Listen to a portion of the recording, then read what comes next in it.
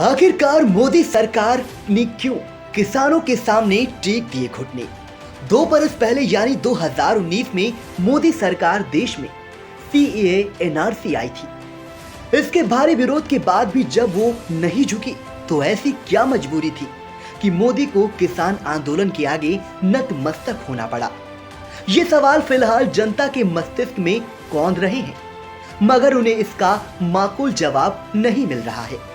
लेकिन इसके पीछे तो राजनीतिक गलियारों में जो चर्चाएं हैं वो ये हैं कि यूपी की सियासी मजबूरी के चलते किसान हित का हवाला देकर देश में लाए गए कृषि के 3 कानून के वापस लेने का ऐलान मोदी को करना पड़ा, वो भी माफी के साथ। क्योंकि इस कानून से देश भर में काश्तकारों में बीजेपी के प्रति गहरी नाराजगी है और अगले बरस 2022 में यूपी समेत 5 राज्यों में असेंबली चुनाव भी होने हैं।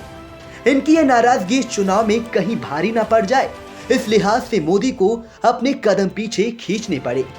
अगर यकीन नहीं होता है तो आपको यूपी की सियासी गणित को समझना होगा। उत्तर प्रदेश के पश्चिमी इलाके के 110 विधानसभा सीटें आती हैं। इनमें करीब 100 सीटों पर किसानों का दबदबा है। इन इलाकों में किसान आंदोलन का प्रभाव भी काफी है और खुद किसान आंदोलन के प्रमुख अगुवाकार राकेश टिकैत भी इन्हीं इलाकों से आते हैं।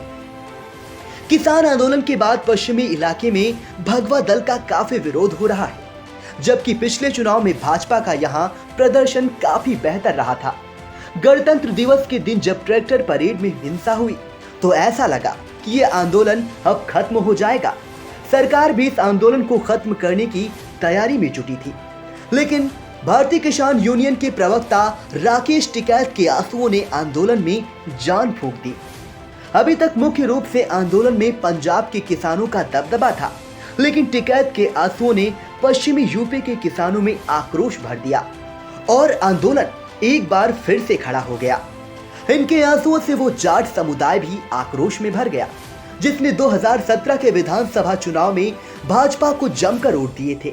हाल ये हुआ कि आंदोलन पश्चिमी यूपी से निकलकर धीरे धीरे पूरे उत्तर प्रदेश में फैलने लगा। कुछ सर्वे से भी भाजपा को नुकसान की बात कही जाने लगी। इसलिए ये कहा जाता है कि सरकार ने कृषि कानूनों पर अपने कदम वापस ले लिए।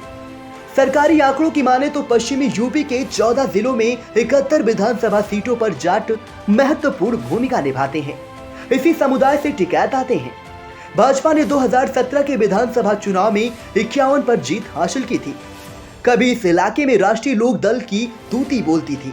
जाट समुदाय इसी पार्टी को वोट देते थे, लेकिन 2017 में उसे सिर्फ 1 सीट मिली, वो भी बाद में भाजपा में शामिल हो गई।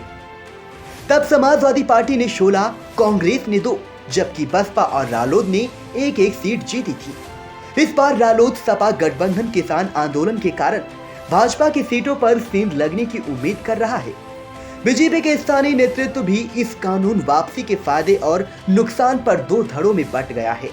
कुछ नेताओं का जहां मानना है कि इससे किसानों की भाजपा के प्रति नाराजगी कम होगी, वहीं कुछ का कहना है कि जो नुकसान होना था वो तो हो ही चुका है।